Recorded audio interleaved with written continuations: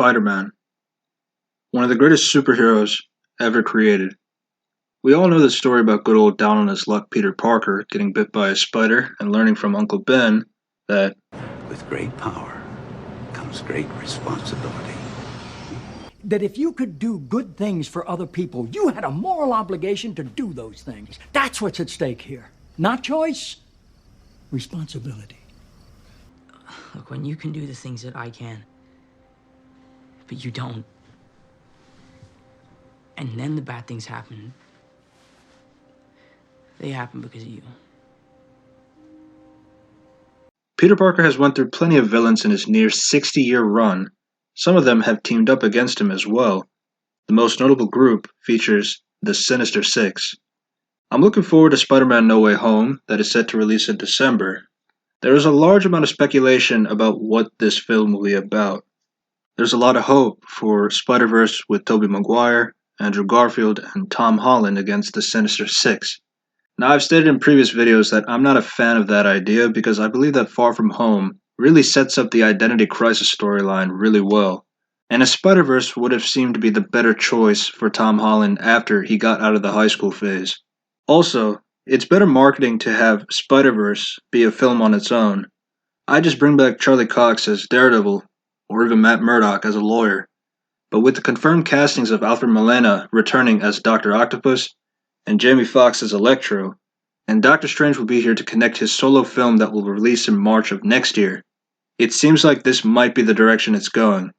Again, I don't hate it, but I believe Tom having a third movie on his own, then making a Spider-Verse movie would have been the better option. But enough of that. Let's get to the point of the video. I will be casting for the Sinister Six for this universe. Now, it's unclear if Doc Ock and Electro are the Spider-Man 2 and the Amazing Spider-Man 2 equivalents to the character, or if they're playing a different iteration like J.K. Simmons is for J. Jonah Jameson. It could be the latter, due to the fact that they're kinda dead. However, I will open up the possibility of them being from a different universe. I will not cast for the Vulture and Mysterio with Michael Keaton and Jake Gyllenhaal at the helm of those characters. This will feature the very first Sinister Six team. This will also be part 1 of the Villains Fancast for Tom Holland's Spider-Man in the MCU. Also, thank you to Diego Rodriguez for suggesting this idea. Where'd you come from? Mother Russia, by way of Mother Africa. 2 moms and still so ill-behaved? This is a villain that I was hoping he would be the main villain for this movie, along with Scorpion played by Michael Mando from Homecoming. There were rumors that they were considering to put Kraven in Black Panther 2, or have him have a solo film in the Venomverse. Sergei Kravenov is a Russian world-renowned big-game hunter who wanted to prove himself as the world's greatest hunter by killing Spider-Man. He believes in the law of the survival of the fittest, but he has a code that his prey will get the chance for a face-to-face fight.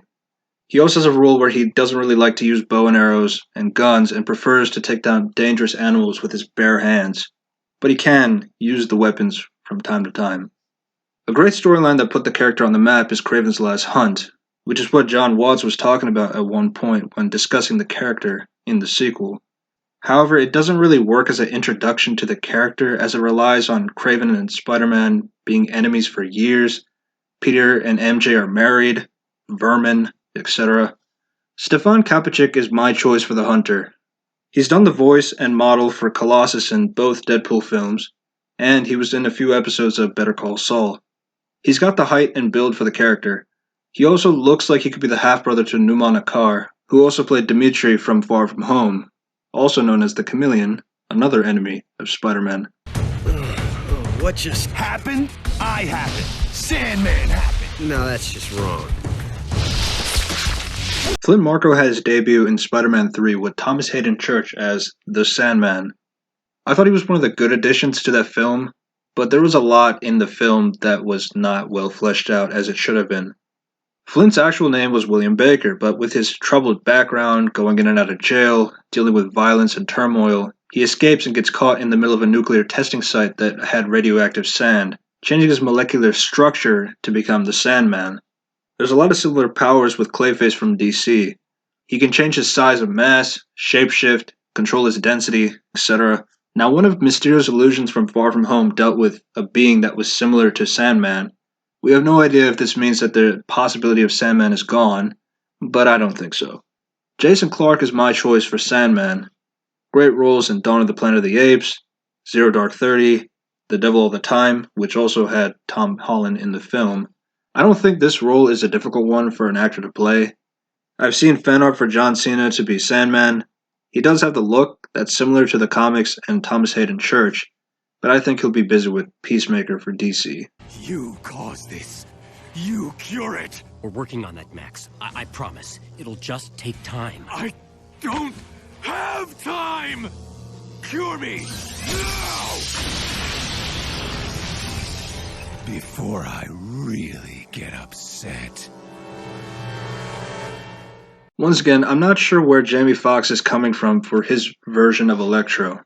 He did say that he will not be blue in this iteration of the character, but I'm going to treat it as if he's from the multiverse and have an Electro in this universe.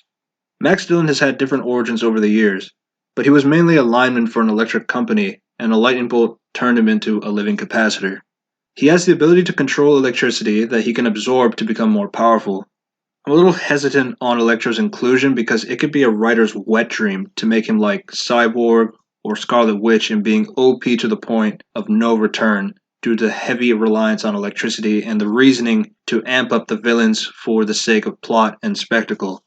Now, Jamie Foxx is a pretty good actor, but I completely hated the idea about the inception of the character in The Amazing Spider-Man 2, which now rivals with Cheetah in Wonder Woman 84. My thoughts on that are in the review I did. Check the card in the corner. I have no doubt that this will be better for Jamie Foxx compared to what was before, but then again, anything can happen. If this Electro is from a different universe, I would have Aaron Paul as Electro. He's well known for Jesse Pinkman from Breaking Bad. He's got the look and the acting ability to be a great Max Dillon. Also, the Spider-Man PS4 Electro gave me good vibes of Aaron Paul while playing the game. You heartless freak! Freak? I'm merely the victim of an accident. And anyone can have an accident. Don't touch her! Spider-Man! You're making a career of interference. Some career. No salary, no vacation. Don't talk about on-the-job health hazards. The leader of the original Sinister Six. Again, I'm assuming that Alfred Molina is from a different universe as Dr. Octopus, and this universe has its own version. It's a toss-up for Spider-Man fans in which villain they believe is the best against Spider-Man, with Dr. Otto Octavius and Green Goblin. I'm not sure which one I'd prefer. I like both of the characters. Dr. Octopus is an intelligent scientist that uses his 4 appendages, and an accident caused the harness to fuse to his body. The sort of accident also affected his brain chemistry to become the criminal that he is. Something that I don't believe will happen anytime soon is the Superior Spider-Man arc, with Otto and Peter switching minds and other things. Then again, anything is possible. Alfred Molina did a really good job in Spider-Man 2 with the character and its depiction on screen. If his Doc Ock is meant to be in a different universe, I would have Michael C. Hall as Otto Octavius. His performance in Dexter showed the master planner, the intelligence, and the rage-filled character as Dexter Morgan. All of these traits that fits very well with Otto Octavius. I could also see him lead a team with Aaron Paul, Jake Gyllenhaal, Michael Keaton, Jason Clarke, and Stefan Cakic against Tom Holland's Spider-Man. And that was part 1 of the Villains Fancast for Tom Holland's Spider-Man franchise. Now ultimately, I believe that if the Sinister Six were to show up, it would probably be with the characters that have been casted or have been shown in previous Spider-Man films. Most likely it will be Alfred Molina as Dr. Octopus, Jamie Foxx as Electro, Michael Keaton as Vulture, Jake Gyllenhaal as Mysterio, Michael Mando as Scorpion, and Numa Nakar as Chameleon. Then again, this is only a fan cast at the end of the day.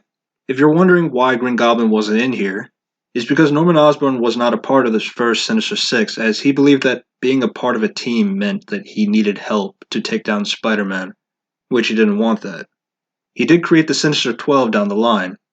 If you're interested in my fan cast for Norman Osborn, or other villains in the Spider-Man franchise, or if you're interested in reviews and opinions on movies, comics, TV shows, and video games, you can subscribe to my channel, Red Devil Reviews, for more of that content.